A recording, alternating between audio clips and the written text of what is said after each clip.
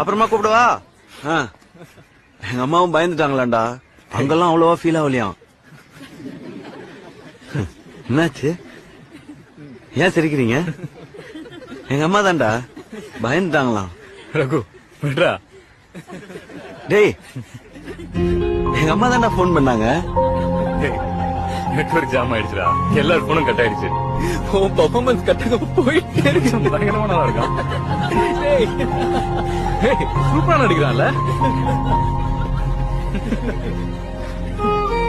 டேய் நிறுத்துங்கடா. ஆமாடா நடிச்சேன். எனக்கு யாரும் இல்ல, நடிச்சேன். என்ன அப்போ? ஏன் சந்தோஷத்துக்காக நடிச்சேன்.